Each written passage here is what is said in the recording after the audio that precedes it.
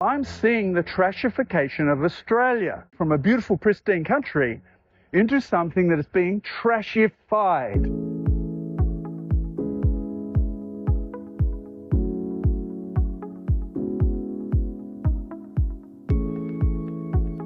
I've spent days trying to work out the interaction between the M3 Southeast Freeway over here, the M1 motorway here, the Gateway motorway, and the Bulimba Creek. The creek winds around, runs through tunnels. It's really hard to work out what it does and where it actually escapes this tangled web. I'm going to use a strategy that I often use, which is called there and back again. What that means is that I'm going to go there, which means to find where the Bulimba Creek escapes from this tangled mess, and then I'm going to plug my way back. I'm not going to plug my way along there. So even if there's something as tempting as this over here, I'm not even going to stop and watch some Netflix. I'm going to keep going.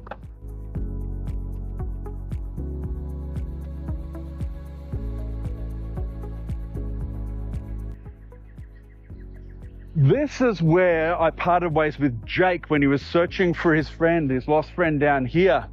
I know that this doesn't go to where the Bulimba Creek escapes because it goes back to the busway. So this is a more likely direction for me to find where it actually escapes that tangled web of the freeways and motorways.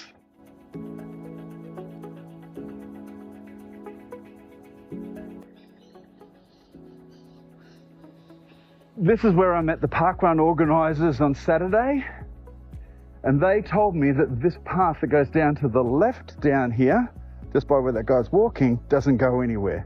So I think the only possible direction is up along this road here. I'm going to introduce you to someone just behind this tree.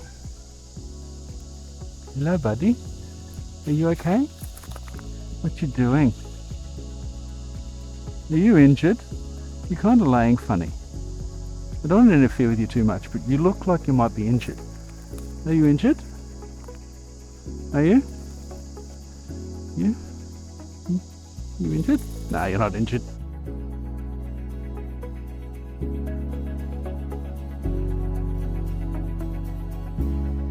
I've reached a place called Edwards Park, and it's a bit confusing here because the Bulimba Creek bikeway seems to loop right around, and somewhere over there leaves the creek itself. This is a perfect place for me to turn around this morning because it's 20 past 8 and I'm going to start plogging my way back. The interesting thing is there's almost no plastics that I've seen along the way. The Brisbane City Council seems to look after this area so well because a lot of it is really affluent. All the way from the park that I left this morning to here, there's been hardly any rubbish.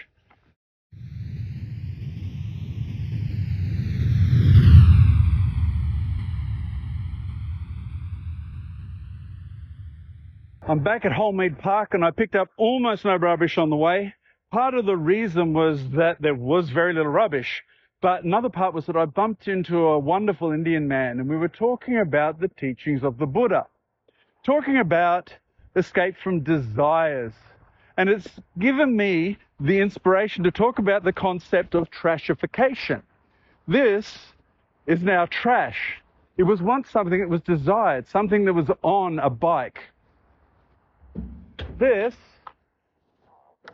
was once something that was desired. It was something that someone really wanted. They put a whole heap of money into it to get it. Over time, it's become trash. That's the original meaning of the word trashification, where something that was once desired becomes trash. I'm using trashification differently in that I'm seeing the trashification of Australia. I'm seeing Australia going from a beautiful, pristine country into something that is being trashified. In other words, filled more with trash. I want Australia to not become trashified. Found this TV here? Don't want it, do you?